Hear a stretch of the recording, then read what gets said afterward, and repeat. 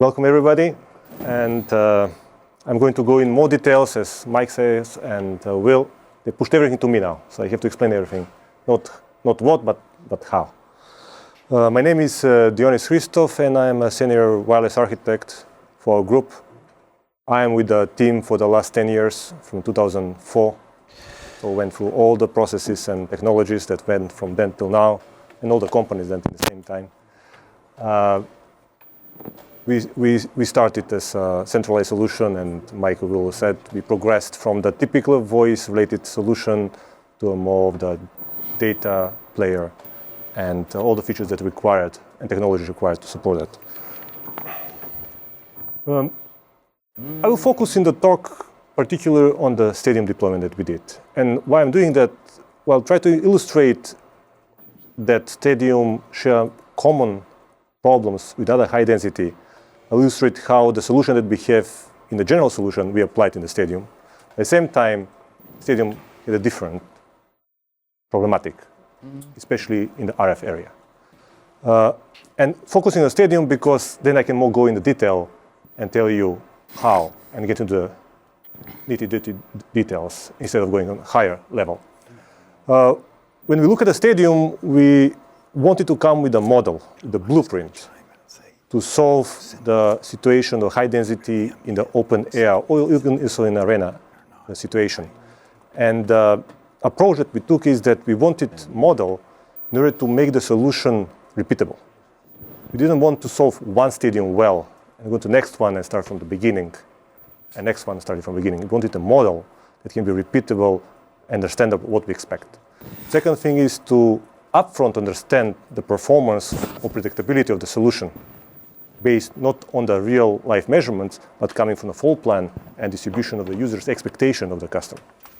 So that's how we approach the problem, and that proved to be good for us because we could scale to the new cases.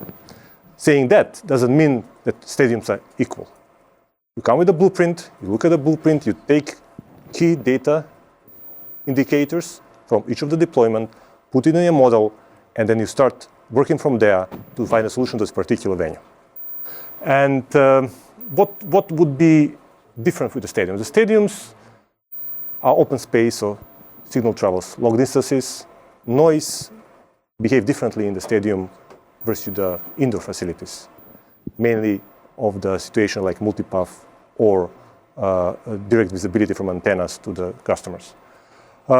Large number of clients per channel, that's not much different than the campus deployment or lecture hall. Limited option of antenna mounting. We are not free to mount antenna where we want, either because of accessibility or because of aesthetics or because of security. So solution is constrained from that dimension. IP address pool starvation, number of 2,000 clients, one subnet or multiple subnets. We have solution there which go on the traffic engineering level, which we'll already talk about. And I will just not go through all details because mostly you've heard many times about 11BG client, where's the medium, outdoor temperature variation. System has to run on -20, -30 degree with the performance and cell sizes that were designed for +30. So in order to provide solution for the high density, including stadium, we looked and approached this problem in 3 layers, almost mimicking the 3 layers of the layer 1, layer 2, layer 3. So something from RF property or layer 1. Layer 2 is the channel efficiency or MAC access, and traffic engineering, which was talked by Will.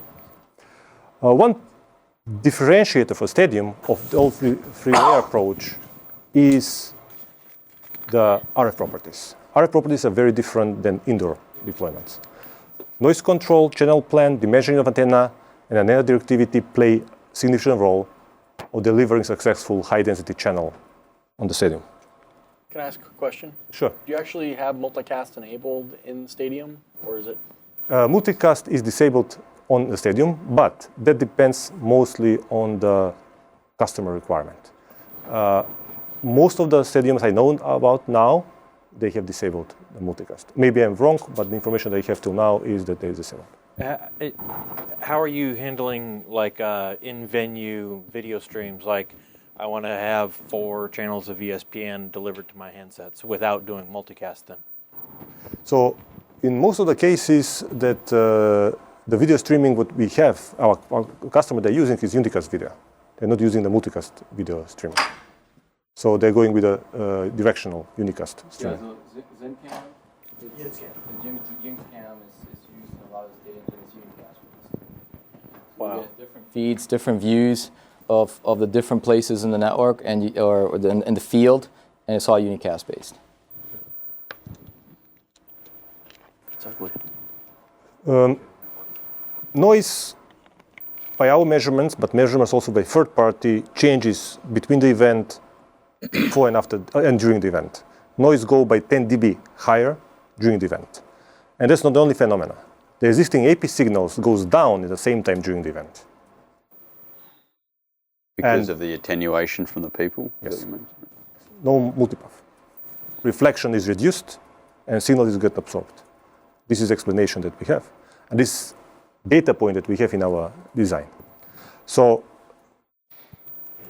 white goes up, the noise, Wi-Fi devices enabled, and also interfering devices enabled. So you're saying you're losing 20 dB of SNR from empty to full stadiums? Yes. You can lose up to 20 SNR. If you had antenna, I have delivered AP, you put the signal to X, signal will go by around 10 dB and noise will go by 10 dB, so you will lose 20 SNR. So this is something which you don't see in other deployments.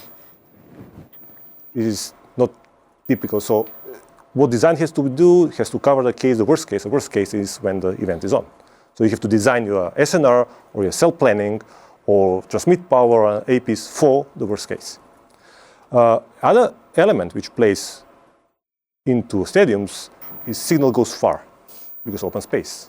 And then adjacent noise, adjacent channel interference and co-channel interference together with channel plan becomes significant.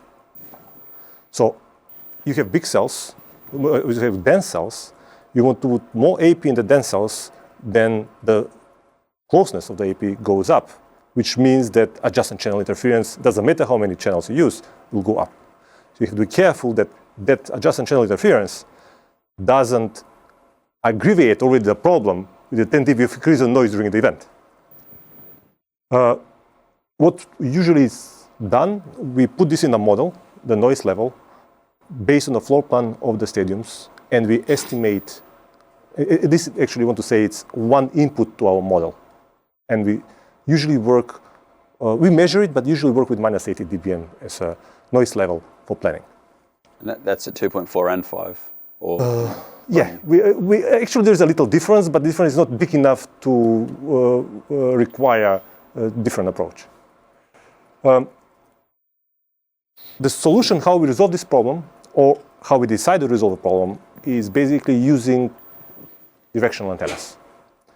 We have to isolate APs from each other, as well as we have to focus the APs in the area with a low power to serve the clients. We have a number of antennas in our portfolio that we used to have. Antenna that we have for many years because we provide outdoor mesh solutions for point-to-point communication, point-to-multipoint communication. We tried, many of them didn't provide the directionality and minimization of side lobes as we needed. So key for that's why we had to go and our partners, leading antenna manufacturers, design antenna which is specifically designed for the stadium deployments. And that antenna basically has a 10 dBi gain on the main lobe, has 30-degree beam width, and very careful was looked at the side lobes. Side lobes had to be as small as possible. Not easy to be done because the more you make the main beam smaller, the side lobes go up. We are not so worried about the X elevation or of a Y elevation or vertical as much for the horizontal elevation because we use the tilt of antenna to cover and compensate for the wider vertical beams. So what directionality gives to us? Focus the energy in one area, allow isolate APs from each other. So APs in the neighboring channel, as well as channel reuse channel, they have big alternation between signals from each other. And one thing which is good is allow us to reduce the transmit power on the AP. So we don't have to cover that area with strong signal because it's compensated with the gain of antenna, and also make the link symmetrical, assuming that the AP has all usually transmit with high power. You configure with high power, clients have a lower power. When we reduce the power of AP, we make a symmetrical link. Other element of the directivity is that while it's not complete foolproof, helps to control how many clients you're going to have in a cell. So if you design the antenna and orient antenna of the AP to cover a particular area, I want to make sure, not sure, but I want to predict how many clients actually will connect to that AP. And we know that clients not always go to the AP where you want to go. That there are algorithms how they decide which one they are assigned to is sometimes very sticky. How they went and came into the row, to the sitting area, maybe they connect to the AP that they went through instead of AP they're sitting. To help them to decide to connect to your own AP with directivity, well, we make differentiator in the signal of up to 20 dB between the neighboring AP signal. And we'll come to that.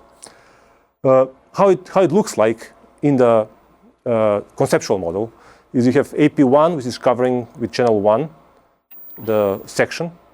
Directivity antenna is covering the data point, which is important here, is data point A, the furthest point from the AP.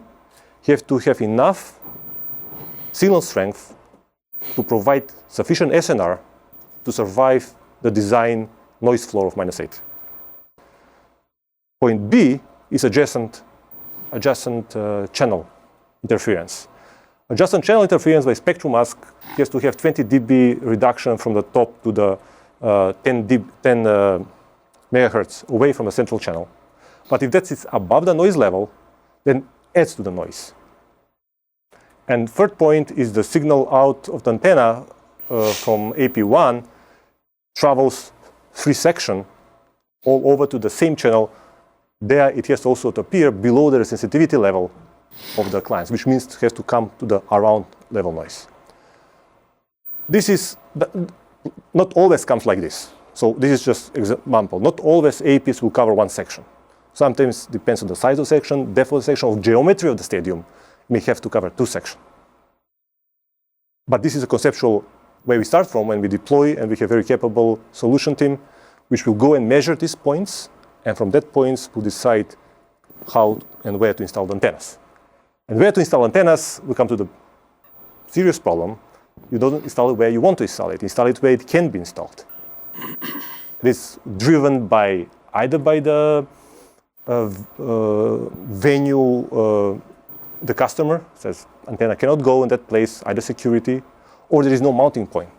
So we had to come with different models, how this can be installed in for arena or other stadiums where they can hang above. We usually also put them for above, which is a very good solution. It's very side lobes play less of the role and problem in that situation. Second is a tilt of antenna. What we're talking here is talking about free dimension of freedom that installation can use. Mounting point, tilt, and power. These are the dimension of freedom that you have to be able to deliver the solution. And playing with each of them, try to come to the required cells density. This is an example just to show that how directivity antenna helps with reducing or controlling to a degree how many clients are associated to the AP. The red area is a 10 dBi gain of antenna. That gain goes up to minus 10 dB, which 20 dB dropped on the 45 degrees from that AP. That means that clients sitting in the cell of the neighboring AP will see the signal roughly, not correctly. Antenna is never like geometrical figure, about 20 dB. That's sufficient that there are decision logic to whom they will associate to trigger that they stay to the AP they see stronger. But it's not always the case. Also, the geometry is not so clean. That's why sometimes you need additional push to the clients to move them into the cell where they have to operate. So, if we have found a mounting point, founding the tilt antenna, transmit power, then we can look at the measuring of the cell. And what we work usually with, also that change from customer to customer, is what assumed to be associated versus concurrently transmitting users. And we work with the number of 50% of associated users, and out of the 50, 30% are concurrently transmitting.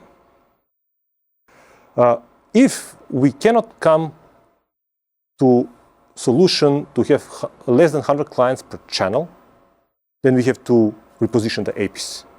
We have to find a solution that will allow less than 100 or around 60 clients per channel. Is this 100 here the 30% of the 50%?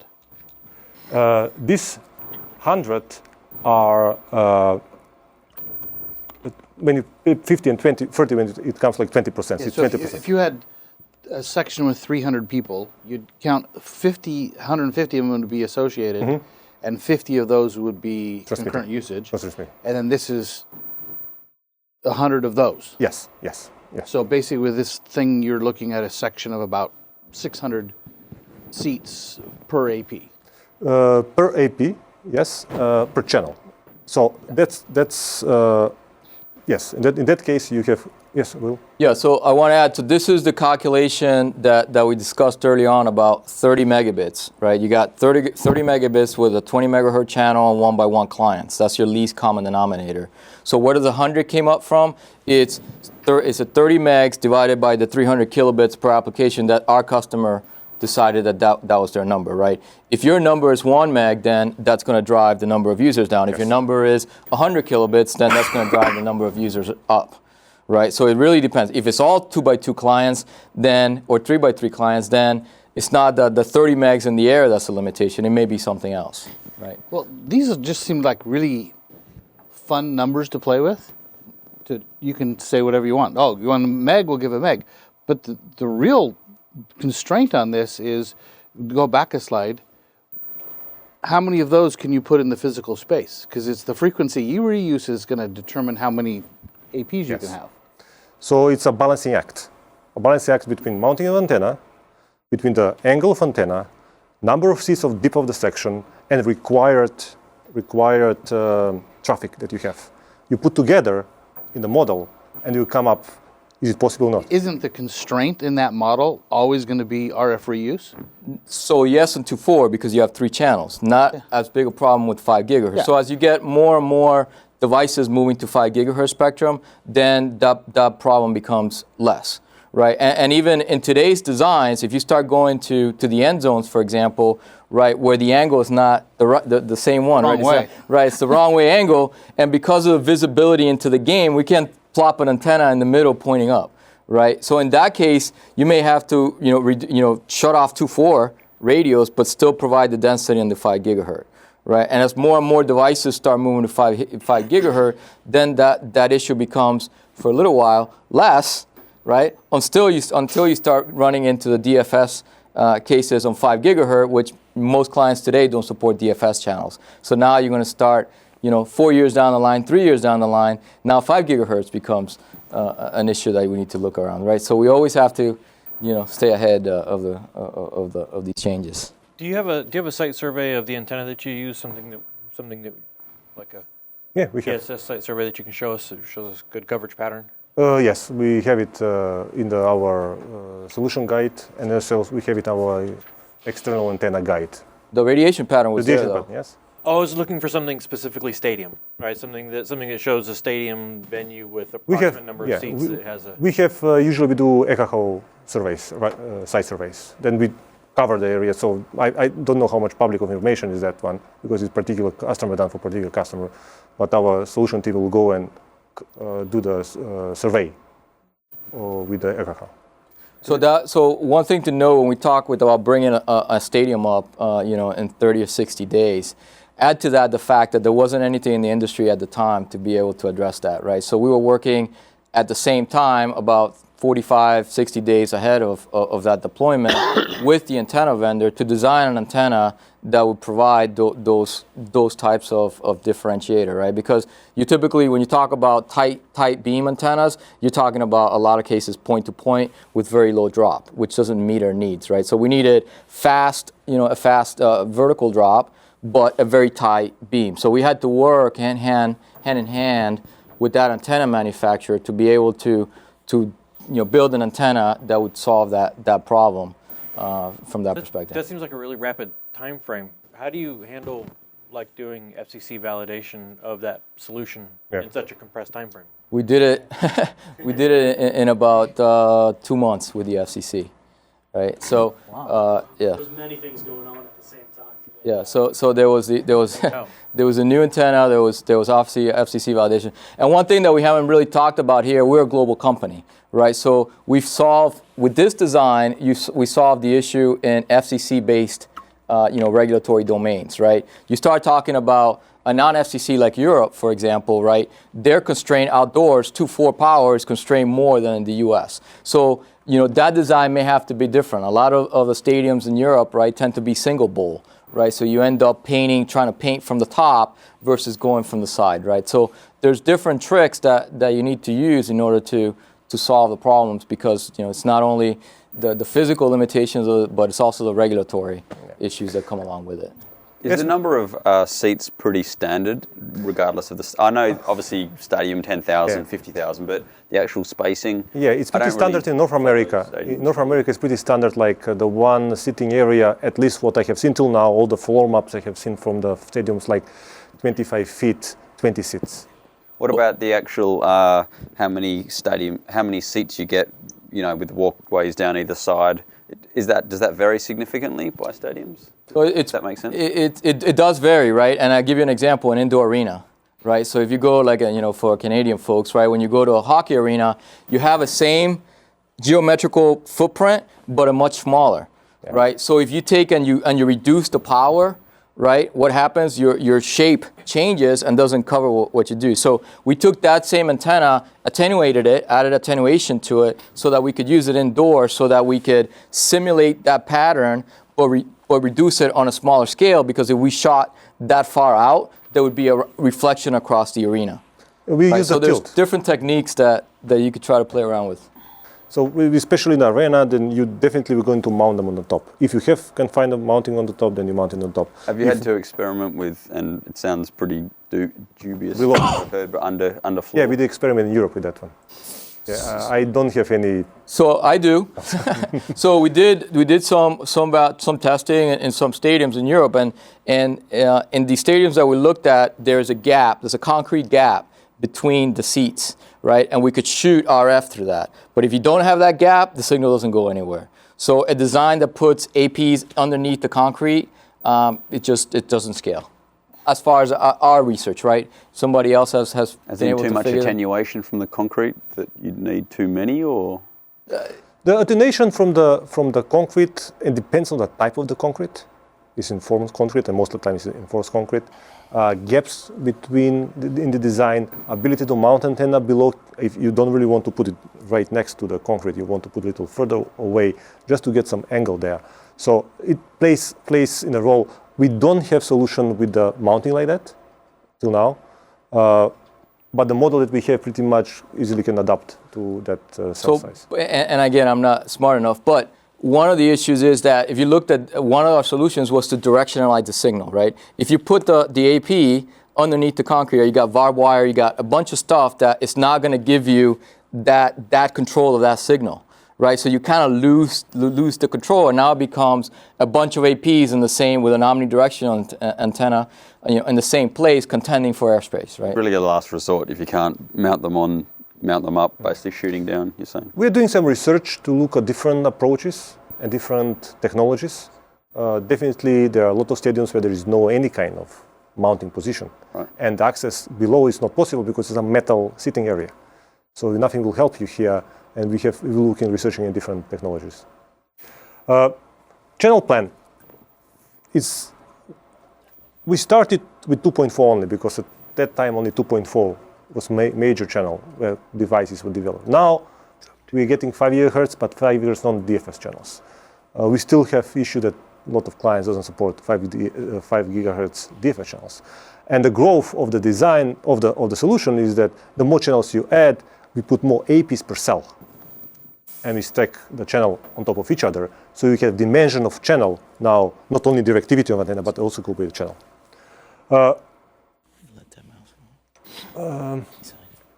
So this was part which about the RF characterization of the stadium. This is how we designed the cell to support the high channel efficiency. Because actually the goal is not to make the cell. Our goal is to provide efficient channel. An efficient channel can be provided by using high physical rates, high data transmit rates, maximize aggregation as much as possible, and control the number of clients in that particular channel. And the technology that we use are not designed for the stadium. They're designed for high density, and they used the high density, and are used by default in the stadium. So once we design the cells, we have the cells, define user, define the SNR, we can enable these technologies to help us. And basically, 3 of them we use: rate adaptation, packet scheduling, and balancing clients across the channels, taking the channel on top of each other. Rate selection algorithm is important because it works usually on 2 parameters: is packet error rate and on the RSSI received from the client. And use these parameters in the algorithm to determine which is the next rate to use toward the client, assuming that if PR goes up, that means the client didn't receive this packet, so I have to retry it, but I'm going to retry it at a lower rate to increase the chance that actually there is enough SNR so he can receive it. In the high density situations, that's not the best approach. Because if really the PR goes up not because of not sufficient SNR, but goes because of congestion, adding longer time packets, which aggravates the problem. So in our algorithm, we try to balance these 2 factors and consider the case that if RSI is stable and packet error goes up actually, that maybe the path through the rates is different than the other case. So different paths through the rates up and down in our retry algorithm. So that's something you can control on the downlink from the AP, but obviously you can't. Okay, correct. But it's good as you can do. Yes, it's good to do something you can do. And is that something that you see tweaking or tuning specific to stadium deployments, or is that something that No. you've defined globally across the entire product portfolio? We're just going to start manipulating this a little bit differently. Leaving to the user decision which algorithm to use, it's very difficult because you have to give them feedback why this one, not the other one. So we do this automatic decision by algorithm. We built in the algorithm to decide, even in the cases when it's not stadium. So the same algorithm is running. It's not different. The packet schedule, so retry selection, retry schema is basically same thing. Which MCS rates I'm going to use for retry? I'm going to go down aggressively, or going to stay on this particular rate, or just slowly go down? Am I going to do 2 special streams to 1 special stream? Am I going to change the modulation, or going to stay in the same modulation? That plays into this algorithm. Packet scheduler. Packet scheduler has packet scheduler in typical wired environment assume that speed of the wire of the output channel is constant, didn't change. So the scheduler work based on the back pressure or some kind of calendar queuing or calendar scheduler. But what is assumed that line down is constant. In wireless, it's not like that. The channel throughput, channel varies, not only because of the physical rate, but also because of aggregation.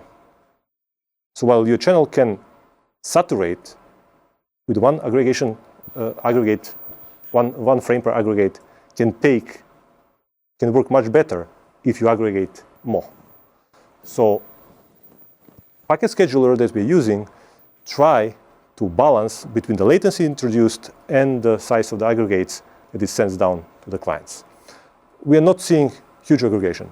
Even doing 2 to 3 aggregates from 1 is a huge saving on the airtime And client balancing, client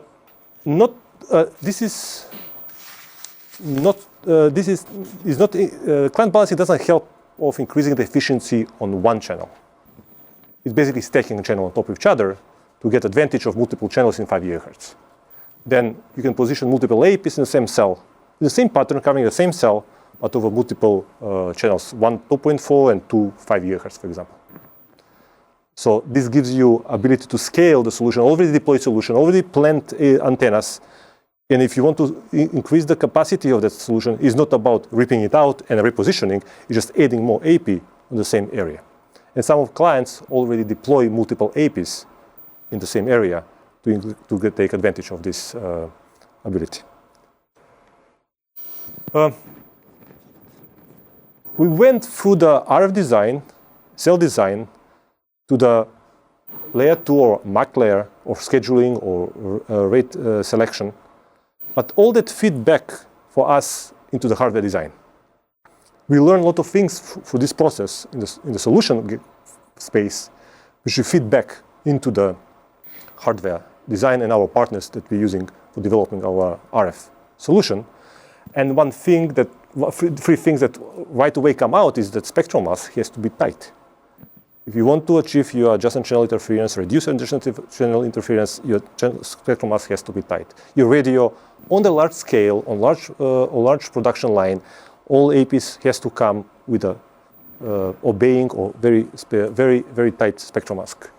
The signal quality or EVM has to be crisp, has to be enough of the buffer or margin there that due to environmental changes, temperature, it will not come to the area that client will not be able to receive the channel or signal correctly and understand it. And calibration mainly comes because of these outdoor venues.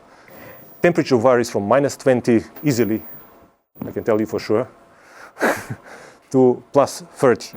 And the game's going also -20. In that case, if there's a big discrepancy of the transmit power or variation transmit power, that means that cell will change. So if the lowest row, the highest paying row was covered well before the event, when it was +5, -20, the signal maybe it doesn't have sufficient SNR. So what would the average transmit power be that you would configure? Again, it's different venue per venue, but we are working about 8 to 10 dBm per chain. Okay, and is that allowing for the attenuation of the bodies? Is that what you were saying? Because the signal goes above the bodies mostly. Right. And then it's, yes, basically it should allow, because we design, depends on size, but -55 is the RSI value that you want to get every point into the cell. With -80 noise flow, leave you enough of the SNR margin there. So what's that 35 dB SNR? You said -55? -55. So 25 dB. Yeah. So you're essentially adding on a traditional, maybe a traditional data SNR of say 15 to 20 SNR and adding an extra 10 dB to get. Five. It's probably more of a fade margin there than actually 10. Yes. Yeah. Okay. So this is about the stadium and how we approach the stadium, how we combine. Sorry. Yeah, just a question about what you're seeing for like MiFi devices and competing signals. You know, how much of a problem have you seen with your designs when it, Will you have more data there? So, it hasn't been, it hasn't affected as far as we know, the solution. Again, the directionalized signal is going to provide you more, a lot more power potentially than MiFi devices. There is, in these stadiums, a POS network, which is a separate wireless network, and that normally we run wireless IPS, wireless IDS with active countermeasures on, but that's not covering the bowl area, right? So that's typically on the concourse or in some of the common areas there. And then to your statement of not that you're hearing of, what's the mechanism like for your stadiums? I know some of this is going to depend on the team or whatever, but what's the mechanism for me, the fan, to identify a problem if I feel like it? So these stadiums have something called Wi-Fi teams So essentially, are folks that are walking around that to help customers, right? It's amazing. I mean, I know we're all techies and prop heads, so we all know how to connect to stuff. But there's a lot of fans that don't know how to connect to the Wi-Fi network. So these Wi-Fi teams are really like customer experience, teams that are out there, coaches, Wi-Fi coaches, helping out how to connect, and they're also walking around during times where the game, obviously you can't walk around the aisles and so forth when the game's going on, but in commercial, commercial timeouts and so forth, they're available to help out if need be. And then also in halftime, there's also like a seating area where folks can go around the common areas to talk about any issues that they may have, right? So. And in a lot of cases, through social engineering, we hear, right? If somebody is sitting in a place and having a hard time, you hear it, in Twitter or something else, where they say, I'm having an issue in this section and so forth, right? And a lot of the tricky areas are really, again, in the end zones, where it's not, the symmetrics is opposite to what the antenna is.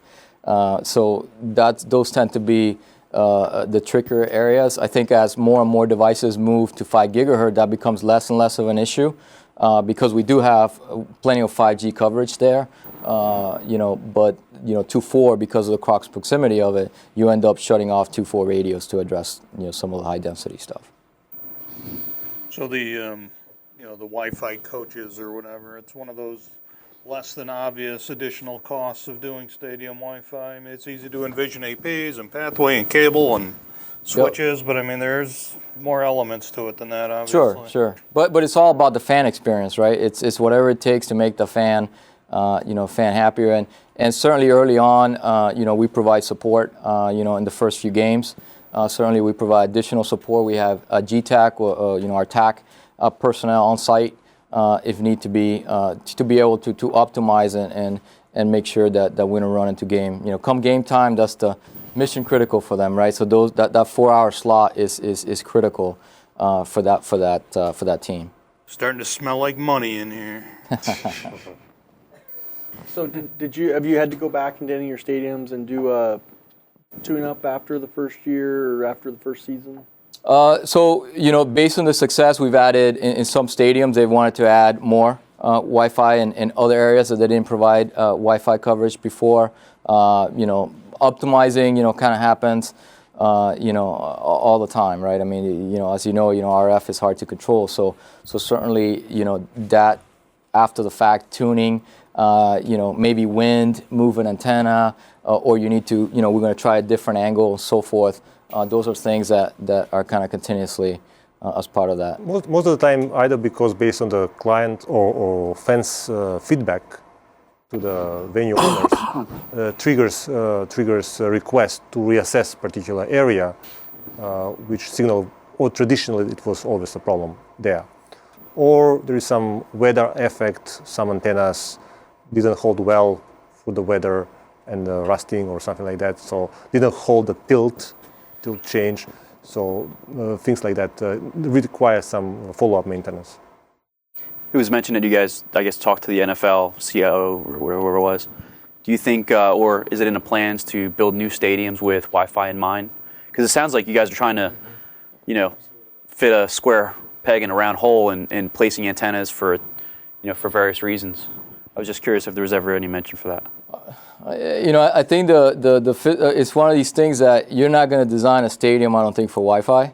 I think the technology needs to adapt, right? There's certainly, I'm not an architect, but there's a bunch of other, obviously physical design considerations that go into a stadium design, right? So really the onus is on us and others in the technology field to really make technology innocuous to that versus telling them, hey, build your new stadium, with this design in mind, right? So there's other things you do. You paint the antenna to look like, team colors and things like that to make it less innocuous. And there's a lot of these stadiums that in the past had DAS systems and things like that, really. So there's a lot of things that you could do to kind of blend into the environment to really, stay away from the customer, right? At the end of the day, you just want to provide that user experience that you're not in the way. And I don't think we're at a point where we could say to to a building, hey, build this stadium, with this. Well, in mind. I don't think you would say that. I think it would be part of an architecture discussion. Yeah. You know, I mean, because obviously Yeah. connectivity is an important part. Yeah, yeah, and I've actually talked to architects,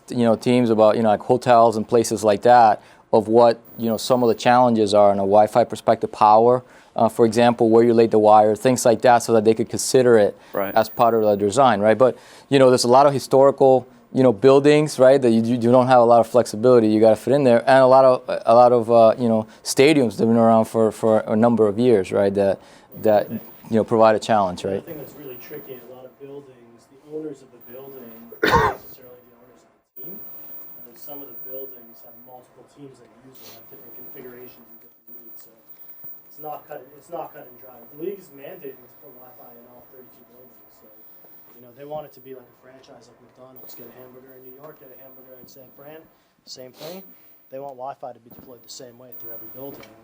It makes sense. Yeah, it makes So I sense. thought they were having difficulties with that because the NFL doesn't own all of the stadiums. How can they mandate you put Wi-Fi into a stadium that doesn't belong to you? Yeah, so they can't, and actually that's what you'd hear. In fact, I mean, last week I was doing a show that I do with Fred Kirsch, who's the VP of Content from the New England Patriots, and he says the same thing. Even though the league's mandated to put Wi-Fi in, your exact point is they can't force. So the league, the Patriots were very forward thinking in terms of driving this for the content, and their owner Jonathan Kraft, he's the chairman of the digital committee for the NFL. So they were trying to be out there first with a very successful deployment.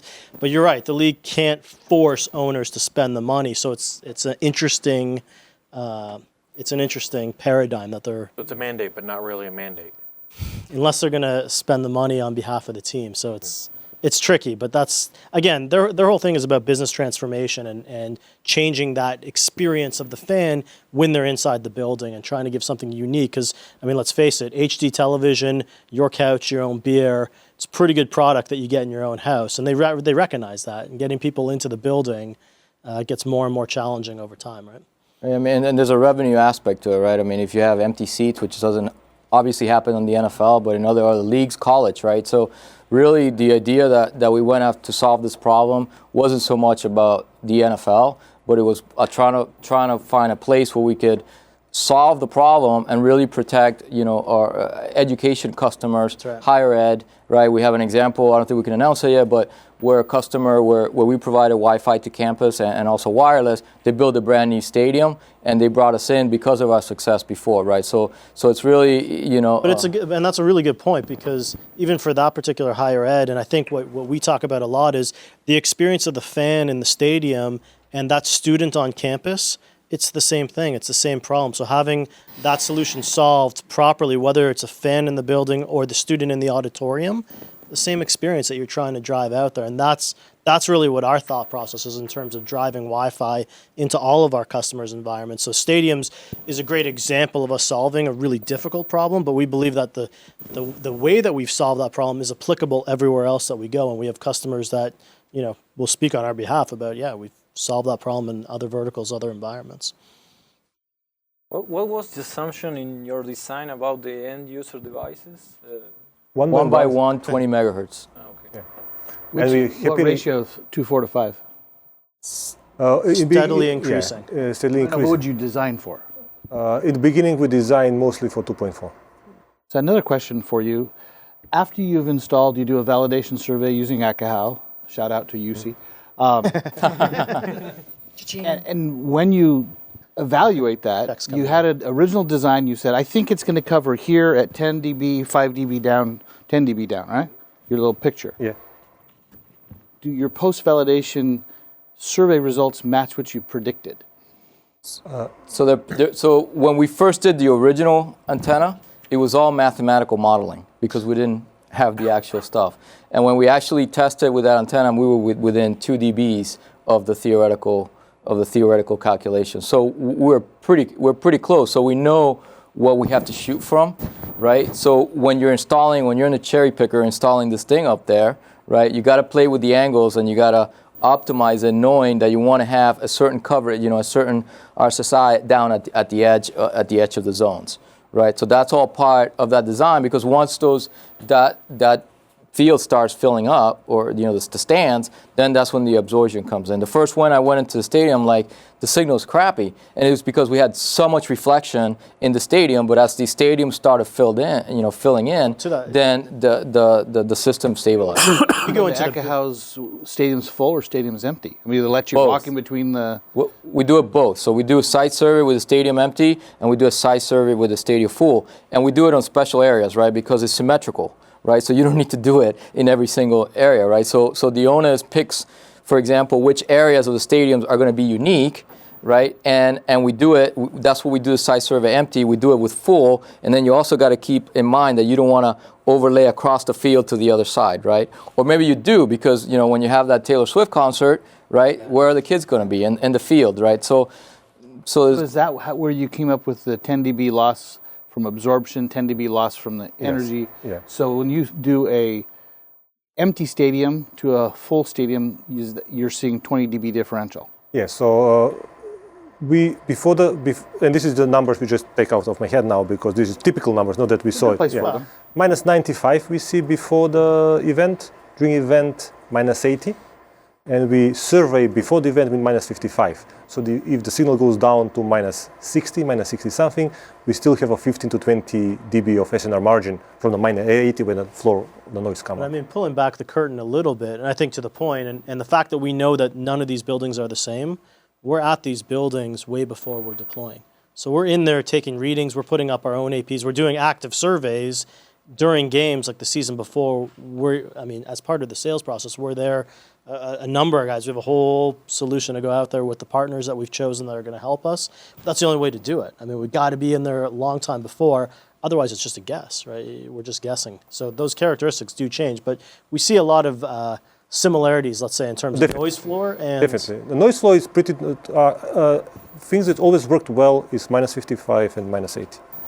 Almost in all the places. Angle, the side lobes are the problem. So if we talk about some magic, is that side lobes are usually the problem. Keep in mind too that these buildings, one of the things that's so difficult is that depending on how good your team is, you're talking about 8 to 10 events a year, right? That's not a normal wireless LAN. Wireless LAN runs 24/7, every building, every day. This is, you have 8 to 10 times where it has to work right on those days.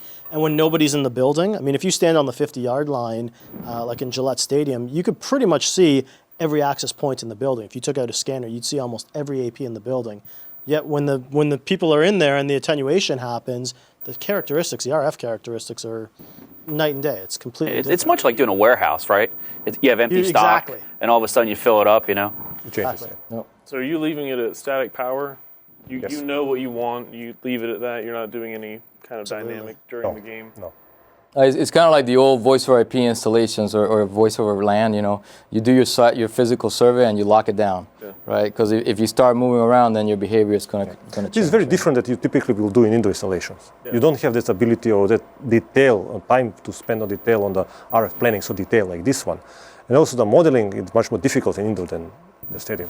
I don't think dynamic power is much of a fantastic feature in any wireless LAN. The only real use I see, once you know the APs aren't moving position, and as you say, if you've got a significant number of bodies, maybe you need it a bit higher. But in average deployment, the only time it's useful is if an AP dies, and to increase power, and then that can cause asymmetry anyway. Yeah. That's right. So it might be useful more of an omni deployment, where you have omnidirectional deployment, and you keep your cell sizes small, so you have high density and high rates, and if you lose an AP, you increase the cell size and you reduce your but APs density. rarely die, radios rarely die. No, but it's just it's one of those cases, right? Yeah, but you really have to have a properly we'll pick on Cisco like RRM. You really have to have an RRM design. Well, the biggest problem is that RM's not just that smart even today. Did Blake design the network? that right there is your answer. Transmit power. The whole AP, it doesn't even have to be in a hallway. AP's in an open office, any open out. Again, it's going to depend on the vendor and the algorithm, but you can do a smarter design. Yeah, we definitely recommend folks, if they design it that way, to enable on an omnidirectional coverage type of scenario to use the automatic power adjustment, right? But to run dynamic channel selection at the beginning, just so they could find the threshold, you could put it in just monitoring mode so you can understand what's going on in your network. And then once you set it, you know, you Well, don't. yeah, I'm not really worried about the channel selection. I mean, because there are transient events, transient interference that you'd want to change channels. I'm just referring to power, Yeah. Yeah. but that's my take anyway. Yeah. So you guys survey with an empty stadium? You don't do like the Boeing trick of putting sacks of potatoes in each seat to simulate attenuation? We do it with the empty stadium for sure, but also we do it sometimes after that follow-up with the full stadium. We do it full stadium. We cannot do the full ECHO survey, but we check spots. Our solution team is very capable and experienced in doing that. Well, it'll be like an active From site the survey, Tater right? State. So what about stadiums that change their configuration? You know, they're set up one way for football, another for basketball, another for a conference or a concert or whatever. Fewer though these days. Yeah. What's that? Those are becoming fewer and fewer.